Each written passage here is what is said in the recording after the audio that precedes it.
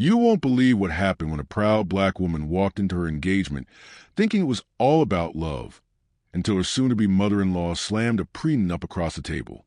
But what no one saw coming was her father's jaw-dropping $2.8 billion secret that flipped everything upside down. Was it greed? Was it prejudice? Or was it just a massive underestimation of the woman they were about to welcome into their family?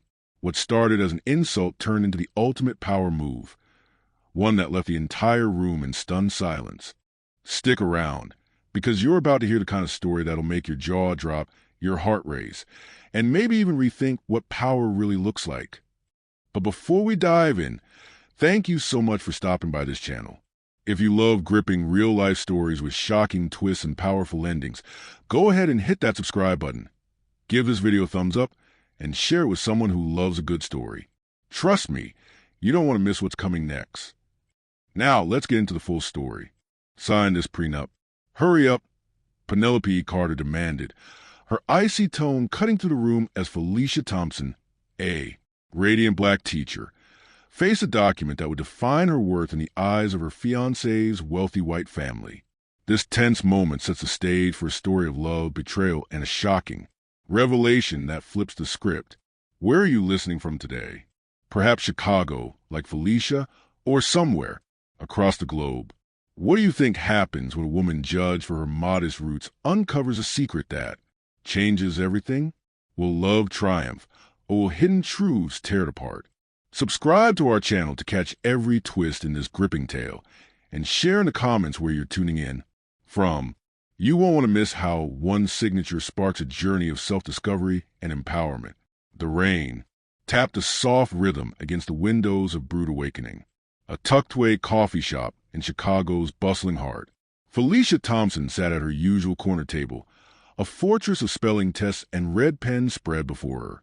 At 28, she was a vision, her dark skin glowing under the warm cafe lights, her tight curls pulled back to reveal sharp cheekbones and eyes that sparkled with quiet determination. Teaching third grade at Maple Grove Elementary was her calling. The modest paycheck couldn't dim the thrill of watching a child's face light up when they cracked a tricky fraction or read their first chapter book aloud. Her students were her world, their small victories her treasure. Every Tuesday after the school bell rang, she'd settle here, grading papers, with a steaming latte, her sanctuary amid the chaos of lesson plans and parent emails. Today, the cafe hummed, with its usual crowd. Hipsters typing furiously on laptops, retirees murmuring over chessboards. Felicia barely noticed, her focus on a particularly creative misspelling of catastrophe, when a laugh broke through the ambient chatter. Not a polite chuckle, but a full unguarded burst, warm and infectious. She looked up, her pen pausing mid-mark. At the next table sat a man, maybe early 30s, his hazel eyes crinkling as he shook his head at his phone. His tailored navy suit screamed money, but his grin was pure, unpretentious joy. He caught her staring and flashed an apologetic smile. "Sorry," he said, his voice smooth as the espresso on her table. "My friend just sent me the cheesiest dad joke in history. Why did the scarecrow become a motivational speaker?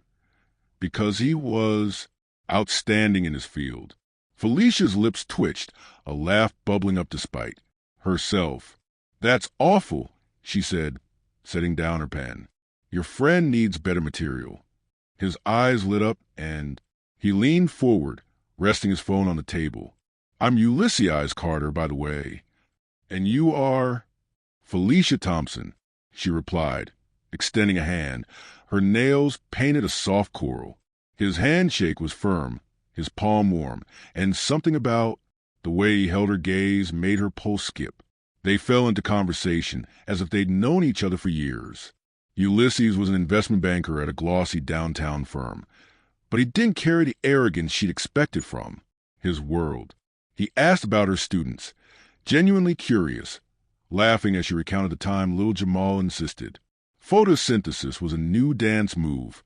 "Third graders are wild," she said, her hands animating the story. "Last week, I had to stop a full-on pencil sword fight. During math, I'm pretty sure they think I'm part teacher, part referee." Ulysses threw his head back, laughing again, and Felicia felt a warmth she hadn't expected. He shared stories of his own, late nights crunching numbers, clients with egos bigger than their portfolios, but always circled back to her. What's it like seeing a kid get it for the first time? He asked, leaning closer, his cuff links glinting under the cafe's pendant lights. She told him about Maria, a shy girl who'd beamed brighter than the sun when she read her first full sentence. His eyes softened, and Felicia felt seen in a way she hadn't in years. The hours melted away. Her latte grew cold, her papers untouched, but she didn't care. Ulysses was different. Not the slick finance bro from some cliché movie, but a man who listened, who laughed at her quirks and made her feel like her small world mattered. He teased her about her red pen, calling her wanted justice, and she shot back, challenging him to grade a spelling test. "I'd give them all A for effort," he grinned, dodging her playful swat. By the time the barista announced closing, they'd swapped numbers, and Ulysses promised to bring her coffee during her next lunch break. "You're going to need it with those pencil-wielding warriors," he winked. Over the next 6 months, their connection deepened. Ulysses became a fixture in her life, showing up after school with her favorite hazelnut latte, his tie loosened, his smile bright. He'd sit in her classroom, rolling up his expensive sleeves to help hang student artwork, taping up crayon-drawn masterpieces like they belonged in a gallery. On weekends, they wandered Grant Park, their fingers brushing as they debated pizza versus tacos, his laughter echoing through the trees. Felicia felt herself falling hard. Ulysses seemed to feel it, too, his eyes lingering on her when he thought she wasn't looking, his texts lighting up her phone late at night with silly memes or thoughtful notes about her day. One evening, as they sat on a park bench, the city skyline glittering in the distance, Ulysses took her hand. "You make my world better, Felicia," he said, his voice low, earnest. "I've never met anyone like you." Her heart raced, and she squeezed his hand, believing this was the start of something real. She didn't know then about the mansion in the suburbs, the mother with a smile that didn't reach her eyes, or the piece of paper that would test everything she thought she knew about love. For now, in the glow of that moment, Felicia Thompson was just a teacher in love, caught in the magic of a chance meeting that felt like fate. Toast, a moment of acceptance from his family. But as they stepped into the grand foyer with its marble floors and towering chandelier, the air shifted. Penelope Carter emerged from the dining room, her emerald eyes narrowing as she spotted the ring. Walter, her husband, followed, his smile genuine but cautious. Ulysses, beaming, announced, "Mom, Dad, we're engaged." Felicia braced for congratulations, but Penelope's lips curved into a smile that was all edges. No warmth. "Well," she said, her voice crisp as frost, "I suppose we'll need to discuss a prenup."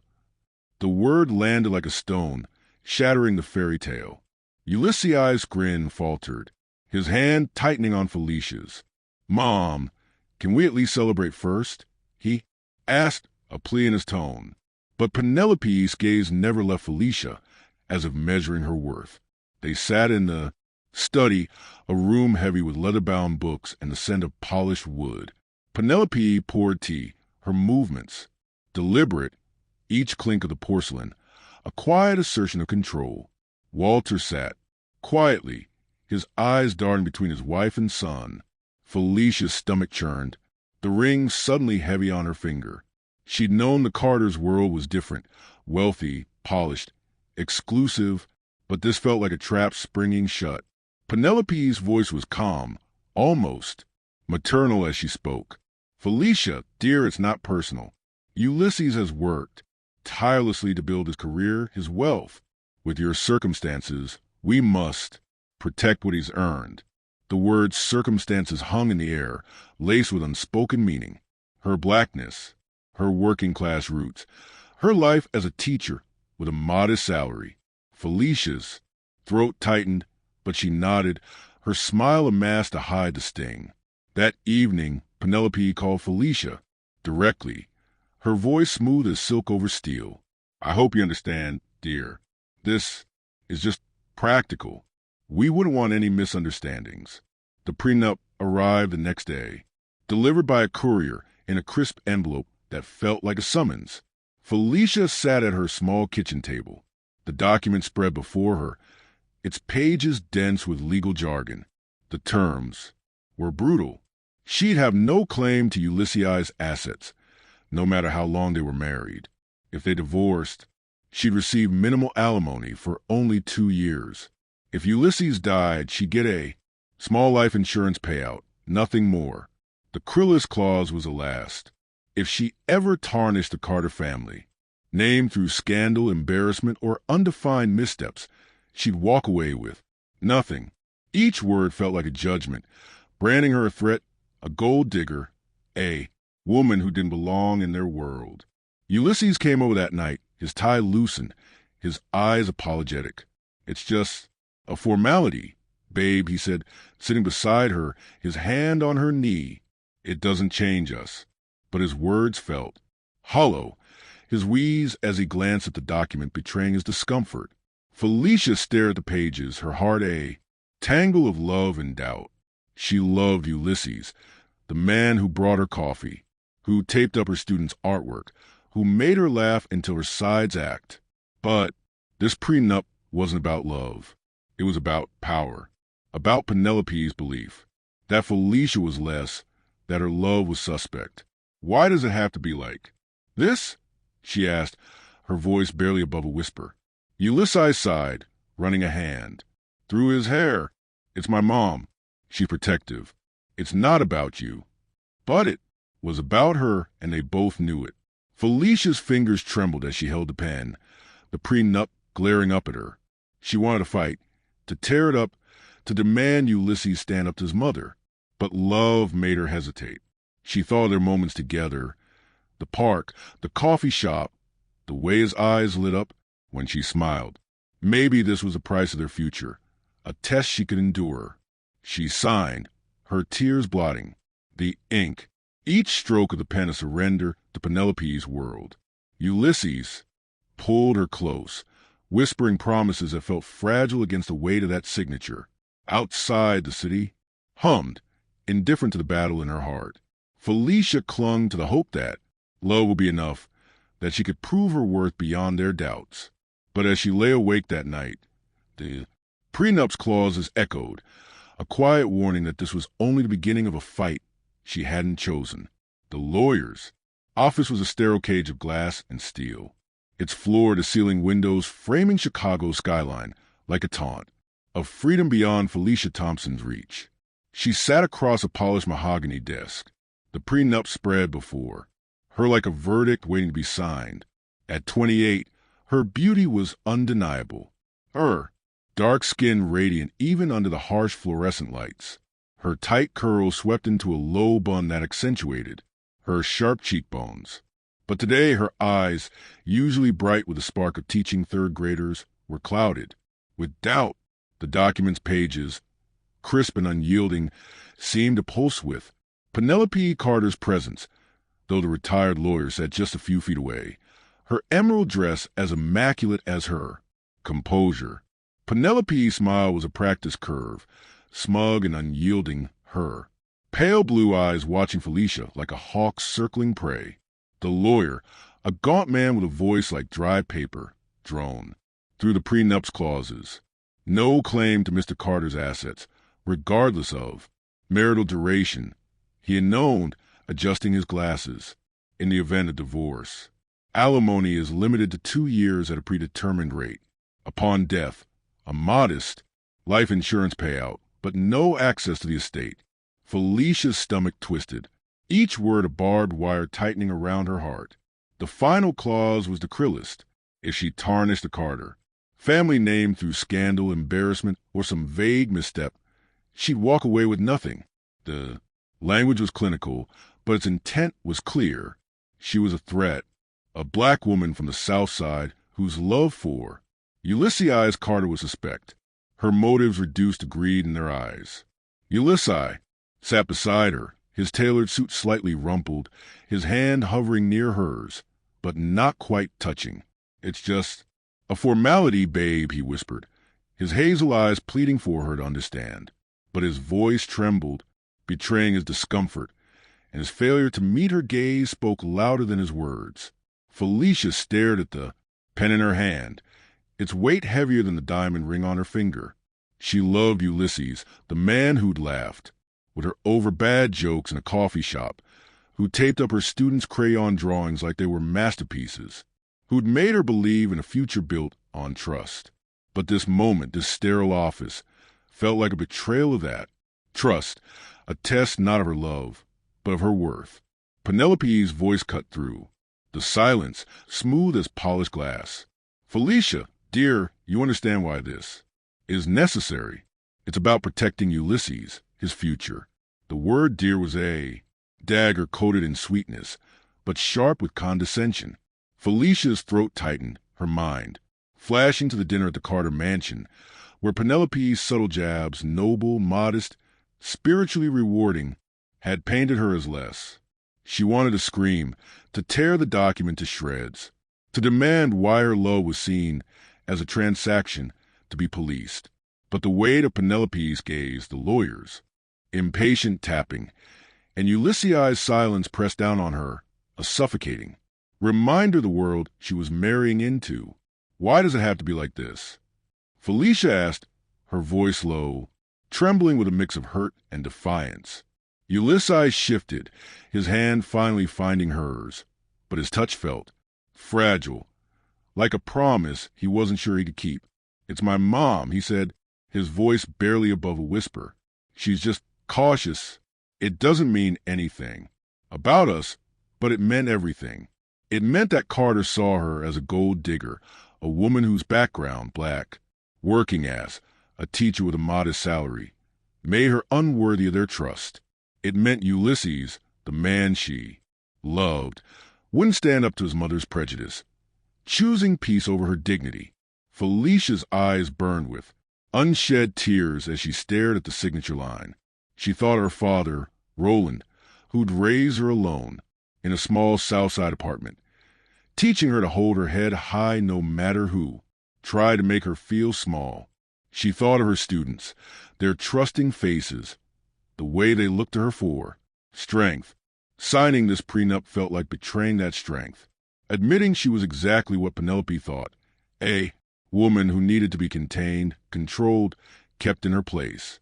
But love, fierce, stubborn love, made her hesitate. She saw Ulysses' smile in the park, heard his laughter in her classroom, felt his hand in hers under a cherry tree.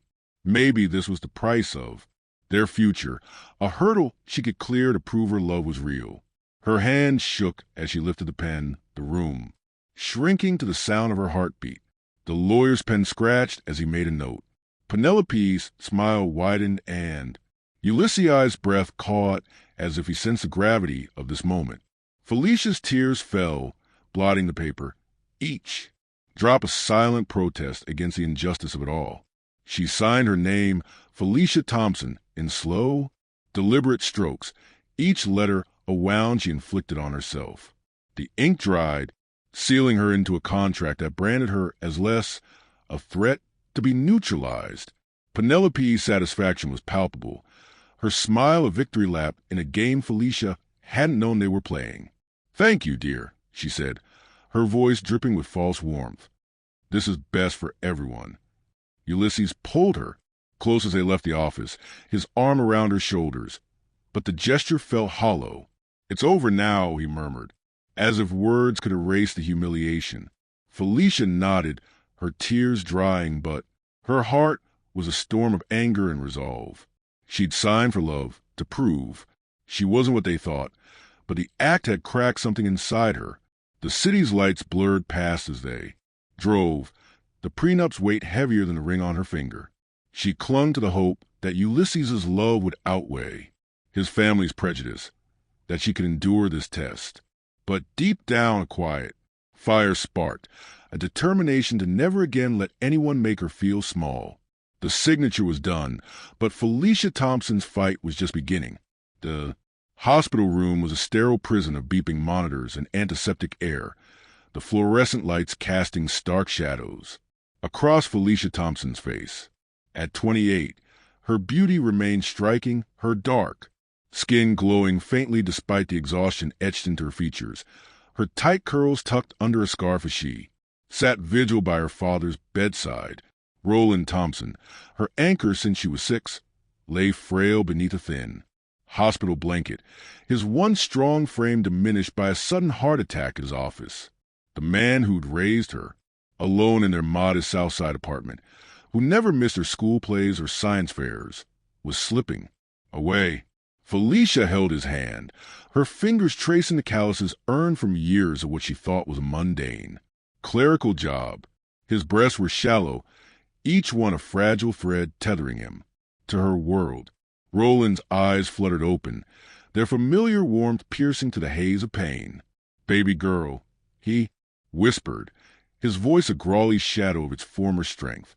"When this is over, go to First National Safety Deposit Box. Everything's there." Felicia's heart clenched, confusion mingling with grief. "Dad, don't talk like that," she said, her voice cracking. "You're going to be fine." But Roland squeezed her hand, a faint smile tugging at his lips. "Just promise me," he murmured. She nodded, tears spilling down her cheeks, unable to imagine a world without his steady presence. Ulysses Carter, her fiancé, sat quietly in the corner, his hazel eyes soft with concern. He'd been there for 3 days, bringing her coffee, rubbing her shoulders, his tailored suit rumpled from sleepless nights. His quiet support reminded her why she loved him, why she'd signed that brutal prenup despite its sting. Hours later, Roland's hand went limp, the monitors flatlining into a piercing wail. Felicia's world shattered. She clung to his hand, sobbing as nurses gently ushered her away. Ulysses held her, his arms a lifeline as she wept, her grief a raw, untamed storm.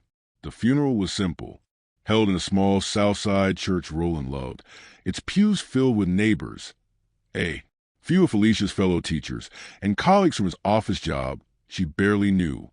Ulysses stood by her side, his hand steady on her back as she delivered eulogy, her voice breaking as she spoke of Roland's pride in her, his lessons of resilience. "He taught me to never let anyone make me feel small," she said, her eyes glistening. The words felt like a vow, a spark of strength, amidst the ache. A week later, Felicia's phone rang, the caller ID showing in. Unfamiliar number. "Miss Thompson, this is Mr. Grayson." A calm voice said, "I was your father's attorney for over 20 years. We need to meet about his estate." Felicia almost laughed, the idea absurd. An estate?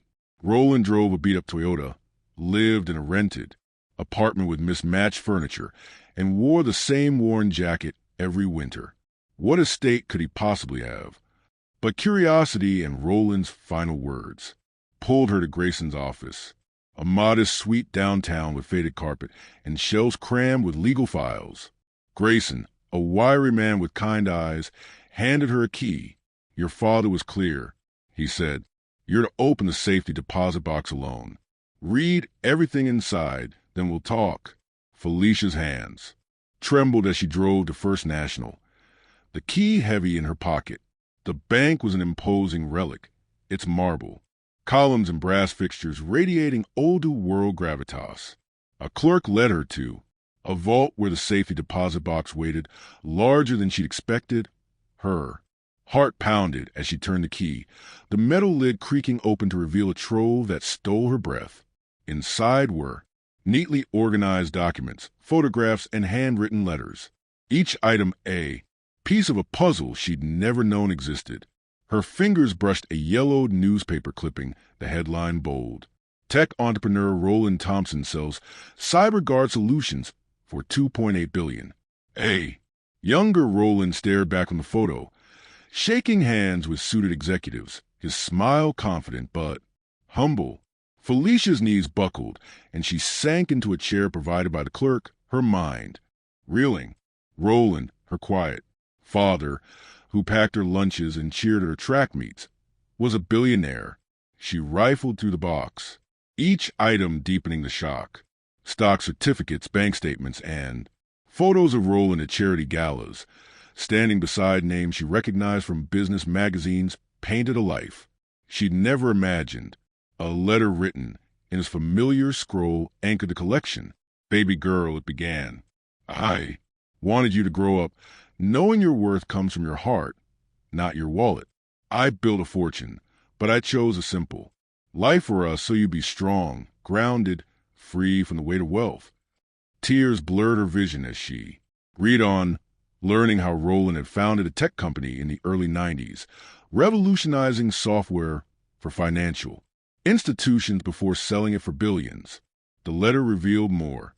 Roland had spent his life quietly giving back, funding scholarships, community centers, and schools, all while raising her in their modest apartment to shield her from the complications of wealth. Felicia clutched the letter, her sobs echoing in the vault. Her father's love, his sacrifice overwhelmed her. He'd hidden this secret, not to deceive her, but to protect her, to ensure she grew up valuing herself beyond money. The prenup with its cruel clauses and Penelope's smug smile flashed in her mind, a bitter contrast to Roland's trust in her strength. She sat there surrounded by documents that rewrote her past, her grief mingling with awe. Roland's final gift was a truth she wasn't ready for, a secret that would change everything she thought she knew about her place in the world. The vault at First National Bank was a cold, silent crypt, its steel walls amplifying the tremor in Felicia Thompson's hands as she sat before her father's safety deposit box. At 28, her beauty was undimmed by grief, her dark skin catching the dim light, her tight curls tucked under a scarf, her eyes wide with disbelief. The box, a metal relic of secrets, lay open, spilling documents, photographs, and letters that rewrote the life she thought she knew. Her father, Roland Thompson, had died days ago, leaving behind a whispered instruction to find this box. Now, as she sifted through its contents, Felicia felt the ground shift beneath her, each piece a fragment of a truth too vast to grasp. The air was heavy, the only sound, her ragged breaths and a rustle of paper as she uncovered the impossible. Her quiet, humble father was a billionaire. The first item to seize her was a newspaper clipping, its edges yellowed, but the headline stark. Tech entrepreneur Roland Thompson sells CyberGuard solutions for $2.8 billion. The photo showed a younger Roland, his smile confident yet reserved, shaking hands with executives in a boardroom she'd never imagined him in. Felicia's heart pounded, her fingers tracing his face, so familiar yet alien in this context. The man who'd driven a beat-up Toyota, who'd packed her lunches in their modest Southside apartment, had built a tech empire. She dug deeper, her hands trembling as she pulled out stock certificates, bank statements, and investment portfolios, each document a brick and a fortune she'd never suspected. Photos followed Roland at charity galas, his arm around philanthropists, his name and captions alongside tech mogul from Forbes covers and Wall Street Journal spreads. Felicia's breath hitched as she found a letter in Roland's familiar scroll. The ink slightly faded, but his voice vivid on the page. "Baby girl," it began. "I wanted you to grow up knowing your worth comes from your heart, not your wallet. I built CyberGuard from nothing, a dream born in a garage when you were just a toddler. When I sold it, the world saw a billionaire, but I saw a father who wanted his daughter to be strong, grounded, free from wealth burdens." Tears stung her eyes, blurring the words. Roland explained how he'd founded his company in the early 9S, creating software that revolutionized financial security for banks. The sale, in 1995, made him one of the youngest black billionaires in America, but he chose a simple life, shielding Felicia from the spotlight to give her a childhood untainted by money's weight. The letter continued, each sentence a revelation. "I lived modestly so you'd learn resilience, so you know your value lies in who you are, not what you have, he wrote. But now you're ready to carry this responsibility. Use it wisely, baby. Girl, make a difference. Felicia's sobs echoed in the vault, her fingers clutching the paper as if it could bring him back. Roland hadn't just hidden his wealth. He'd poured it into the world, funding scholarships for kids like her, building community centers, supporting schools in underserved neighborhoods. Photos showed him at ribbon cutings, his smile quiet but proud, always in the background, never seeking the spotlight. He'd given away millions, all while raising her in a rented apartment with mismatched furniture, teaching her to hold her head high, no matter who tried to make her feel small. Felicia's mind reeled, the numbers in the bank statement staggering. Liquid assets, real estate, investment portfolios totaling $2.80 $8 billion. After taxes and Roland's ongoing charitable commitments, she stood to inherit it all. She sat back, her hands shaking, the vaults, cold air pressing against her skin. The prenup she'd signed for Ulysses Carter flashed in her mind, its brutal clauses. Penelope Carter's smug smile as she watched Felicia sign, branding her a gold digger, a threat to their wealth. The irony was a knife. The Carters had judged her for her modest roots, yet she was now wealthier than their entire dynasty. Her father's secret turned their assumptions to dust, exposing the absurdity of their distrust. She lingered in the vault for hours, rereading Roland's letter, studying every photo, each one a window into a life he'd kept hidden to protect her. There he was, shaking hands with a senator, cutting a ribbon at a school he'd funded, laughing with community leaders at a gala.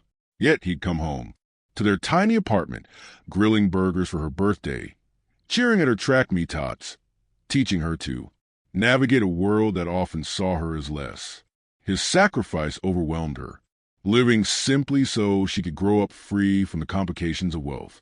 Grounded in her strength, the prenup, with its clauses stripping her of rights, felt like a distant echo now, its cruelty dwarfed by Roland's faith in her.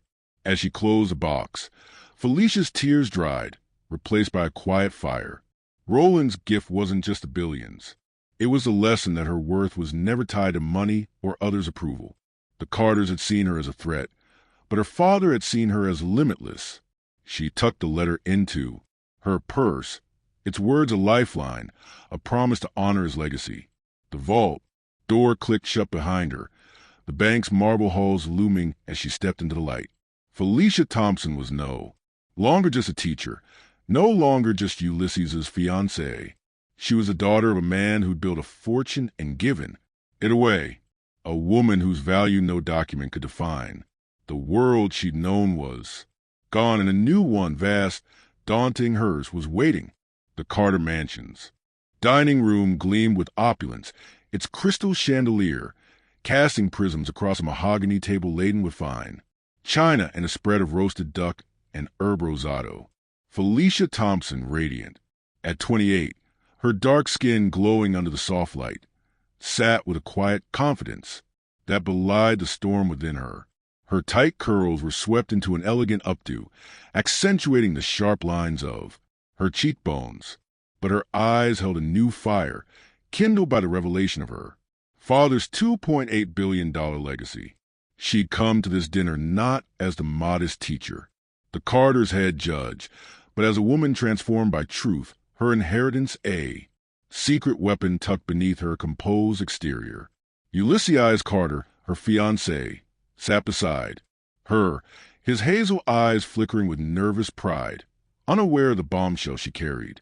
Across the table, Penelope Carter presided like a queen, her silver blonde hair impeccable, her smile a polished mask of condescension. The air was thick with the usual tension, Penelope's voice slicing through the clink of silverware. "Felicia, how's teaching?" she asked, her tone dripping with false warmth, as if Felicia's job were a quaint hobby. It must be so rewarding in its way. The jab was familiar, a reminder of the Carters' view of her as less black, working as, unworthy of their world. Felicia smiled, her heart steady, and decided it was time. "Actually," she said, Her voice, calm but deliberate. I'm taking some time off. I've got family business to handle, financial advisors, that sort of thing. Penelope's eyebrow arched, her lips curving into a patronizing smirk. Oh, how sweet, she said, patting Felicia's hand like a child who'd found $1. It's nice to have a little. Something save, isn't it? Felicia's pulse quickened, but her smile didn't waver. She reached into her purse. Her movement slow, deliberate, and slid a folder of bank statements across the table. The numbers, $2.80, 8 billion in. Assets, investments, and properties stared up like a challenge. The room fell silent. The clink of Walter, Carter's wine glass halting midair. Penelope's face drained of color, her eyes darting over the figures as if they were a foreign language. Walter, usually reserved, coughed, his wine catching in. His throat. Ulysses stared, his mouth slightly agape, the papers trembling in.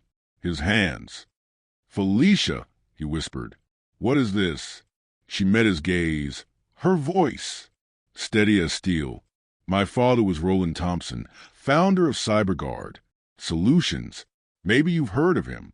The name landed like a thunderclap. The weight of her father's tech empire, reshaping the room. Penelope's composure cracked, her lips parting in A. Stammer. There must be some mistake, she said, her voice thin, almost pleading. These numbers, they can't be right. Felicia leaned back, her calm unshaken. They're right, she said. My father sold his company for $2.8 billion. He chose to raise me simply, but he left me everything. Walter's eyes widened, recognition dawning.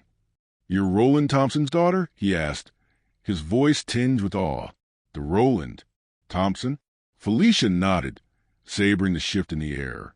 The Carters, who dismissed her as a charity case, were unraveling.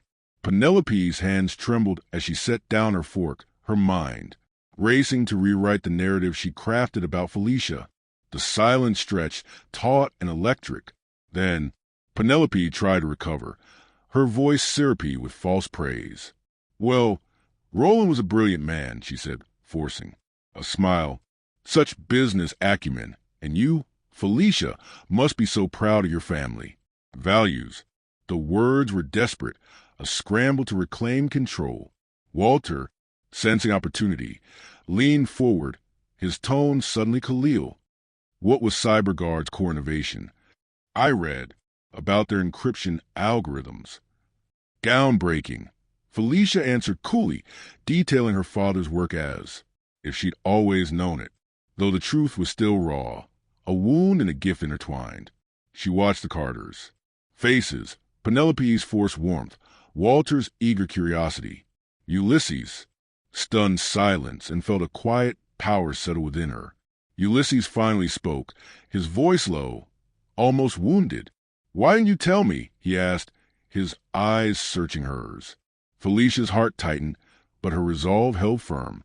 I wanted to know who you were when I had nothing, she said, her words cutting through the room's pretense. I wanted to see if you defend me against your mother's doubts. His silence had past dinners, his failure to challenge. Penelope's slights hung between them like a verdict. Ulysses looked away, his jaw tight, the weight of his inaction dawning. Penelope, sensing the moment's fragility, tried to pivot, her voice bright with false enthusiasm. This changes everything, doesn't it? We should celebrate, perhaps a family trip. Or Felicia cut her off with a raised hand, her gaze unwavering. What's changed, Penelope? She asked. My bank account or the way you see me? The question hung unanswered as the Carter squirmed. Penelope's smile faltered. Walter busied himself with his napkin, and Ulysses stared at the table, his hands clenched. Felicia's mind flashed to the prenup, its clauses branding her a threat, a gold digger. Now with her, father's billions behind her, the document was a cruel irony, a testament to the Carters' misjudgment. She didn't gloat, didn't need to. The truth was enough, its weight reshaping the rooms. Power. She'd walked in as the outsider, the teacher they pied. But now she was Roland Thompson's daughter, a woman whose worth dwarfed their own. As the dinner ended, Penelope's invitations to future events fell hollow, Walter's questions desperate, and Ulysses' silence deafening. Felicia stood, her head high, her father's legacy of fire in her veins.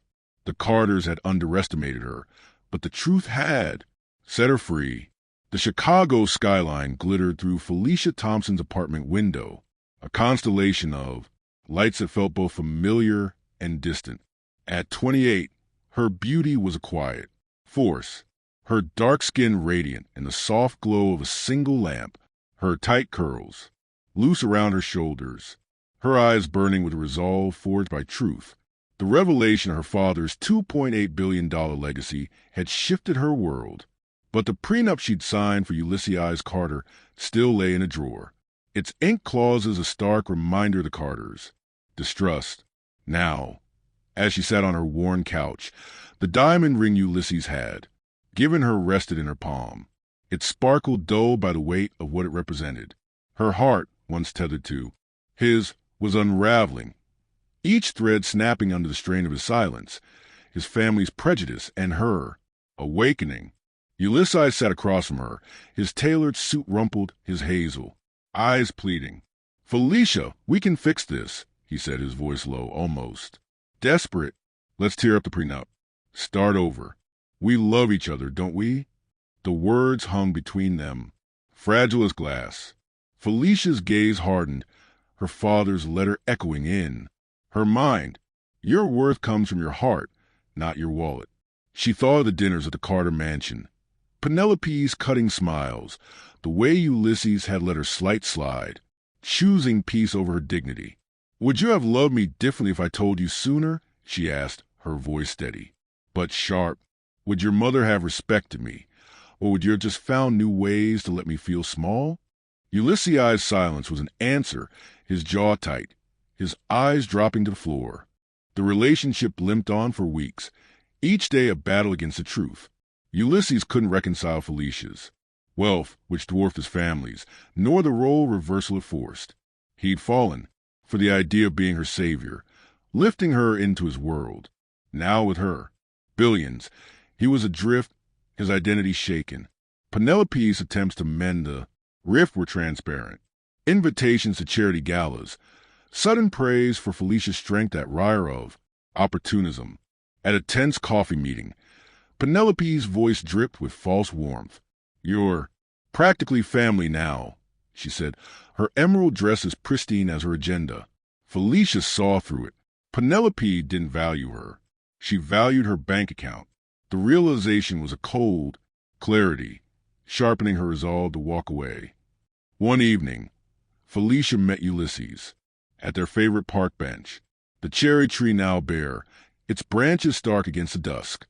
She handed him the ring, its weight no longer hers to carry. "The man I love wouldn't have let me sign that prenup," she said, her voice calm but unyielding. "He has stood up to his mother, seen my worth before he knew my net worth." Ulysses' face crumpled, but he took the ring, his fingers trembling. "I'm sorry," he whispered, but apologies couldn't erase the past. Felicia kept the prenup, not out of bitterness, but as a talisman, a reminder to never settle for less than she deserved. As she walked away, the city's pulse felt like her own, a rhythm of freedom, of possibility. Felicia channeled her father's legacy into action, founding the Roland Thompson Foundation with a mission to fund education and uplift underserved communities. She poured millions into scholarships, community centers, and schools. Her father's quiet philanthropy now her own. Yet she didn't abandon teaching. She built a school in the South Side, its bright classrooms, a tribute to Roland's belief in learning's power, standing before her students, their eager faces mirroring those she'd taught for years. Felicia felt a joy money couldn't buy. She was no longer just a teacher. She was a force shaping futures as her father had shaped hers. In a grocery store one evening, Felicia's cart bumped into a stranger's, apples tumbling to the floor. A man laughed, bending to help, his warm brown eyes crinkling with humor. "We've got an apple avalanche here," he said, his voice light. Marcus, a social worker with a quick wit and a heart as big as a city, knew nothing of her wealth. They talked for hours, laughing over spilled fruit, swapping stories of their work, his with foster kids, hers with her students. Marcus saw her, not her billions, his admiration rooted in her spirit, her laugh, the way she lit up when she spoke of her classroom. He stood by her fiercely, his loyalty, unshaken by the world's judgments. A stark contrast to Ulysses' wavering. Felicia's heart, once bruised, began to heal. Marcus didn't need to save her. He simply loved her, his presence of steady warmth. Roland's gift wasn't just the billions. It was a lesson that true wealth lay in knowing her worth untethered to others' approval. The prenup meant to protect Ulysses had. Save Felicia from a family that couldn't see her value. It was her most profound education, a lesson in self-worth she'd carry forever. As she stood in her new school, watching her students draw dreams in crayon, Felicia felt her father's pride, her strength, and the promise of a life built on her terms. The morning sun spilled through the wide windows of a cozy Chicago. Brownstone, casting golden patches across a living room cluttered with crayons, stuffed animals, and a pair of tiny sneakers tossed haphazardly by the couch. The black woman, now 30, stood at the heart of this joyful chaos. Her long black hair tied loosely in a braid, her dark skin glowing with a warmth that came from within. Her beauty was undimed, softened by a radiant peace, her eyes sparkling as she watched two identical 4-year-old girls, her twin daughters, giggle over a tower of colorful blocks. Their tight curls bounced as they babbled, their laughter, a melody that filled the home with life. This was her sanctuary, a world she'd built on her terms, far from the cold marble of the Carter mansion and the sting of a prenup that once tried to define her worth. Marcus, her husband, entered the room, his brown eyes crinkling with a grin as he balanced a tray of pancakes shaped like hearts. A social worker, with a heart as big as the city, he wore a faded t-shirt and jeans, his presence a steady anchor in their vibrant home. He'd fallen for her laugh in a grocery store, knowing nothing of her $2.8 billion inheritance, and loved her fiercely for who she was, a woman of strength, grace, and unshakable resolve. "Breakfast fit for my queens," he announced, setting the tray on a low table as the twins, Amara and Aisha, squealed and scrambled over. The woman knelt beside them, her bold gold bracelet glinting as she cut their pancakes, her large hoop earrings swaying with each laugh. This was family, not the calculated alliances of wealth, but a bond woven from shared moments and unconditional love. The twins were a whirlwind of energy, their identical faces lit with curiosity. Amara, the bolder of the two, smeared syrup on her cheek, declaring, "I'm going to build a pancake tower." Aisha, quieter but mischievous, giggled and added a strawberry to the structure, toppling it into a sticky mess. The woman laughed, her voice rich and unguarded, a sound that hadn't come easily in the days of Penelope's icy smiles. Marcus caught her eye, his hand brushing hers, a silent promise of partnership. Their love had grown in the ordinary, late-night talks over coffee, dancing in the kitchen, and comforting the twins after nightmares. He'd stood by her through every challenge, from navigating her father's vast legacy to facing whispers of prejudice that lingered in the world beyond their door. The brownstone was a reflection of their life together, its walls adorned with the twins' finger paintings and photos of family outings, picnics in Grant Park, zoo trips where Amara roared at the lions, Aisha clutching her mother's hand. A framed letter from her father, Roland, hung in the hallway, its words, a guiding light. "Your worth comes from your heart." The woman had honored his legacy through the Roland Thompson Foundation, funding schools and scholarships. But her greatest joy was here in this home with her daughters, laughter and Marcus' steady love.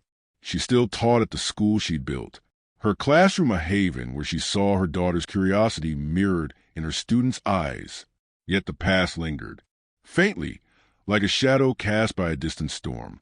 The prenup, still tucked in a drawer, was a reminder of a time when she let love blind her to her own value.